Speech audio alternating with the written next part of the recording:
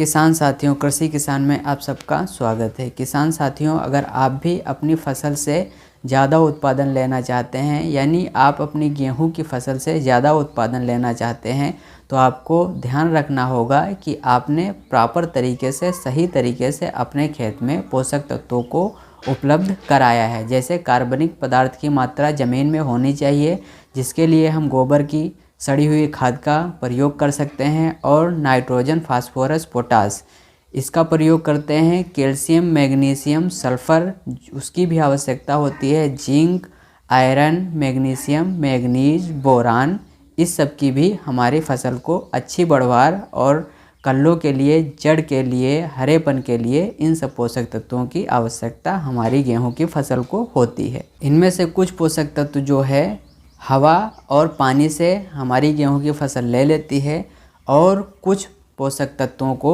ज़मीन से ग्रहण कर लिया जाता है पौधे के द्वारा। और जो तत्व हमको ज़रूरत होती है देने की मेजर तरीके से, उसमें होता है nitrogen, phosphorus, potash, calcium, magnesium, sulphur, zinc, iron, manganese इन सभी तत्वों की हमको ऊपर से देने की आवश्यकता होती है अपनी फसल को। पिछले हम वीडियो में आपको बता चुके हैं कि गेहूं में पहली सिंचाई पे कौन सी ऐसी खाद है जो हमको अपनी फसल में देना चाहिए, ताकि अच्छे कल्ले निकल सकें, अच्छी बढ़वार हो सके और हरापन लेके हमारी फसल चले। आज के इस वीडियो में हम आपको बताएंगे कि एक ऐसा स्प्रे कौन सा हो सकता है जिसका प्रयोग करके हम अपनी फसल से ज़्यादा उत्पादन ले सकते हैं, अच्छे कल्ले डेवलप कर सकते हैं।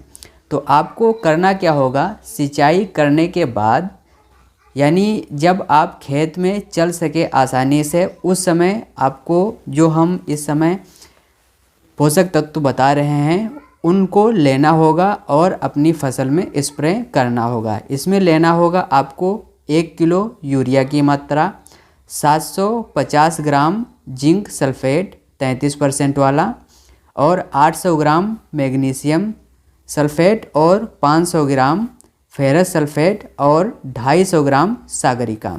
इन सब का अलग अलग घोल को बनाकर, और जब आप टंकी में मिलाएं तो एक साथ मिला के पूरे खेत में समान रूप से स्प्रे कर दें।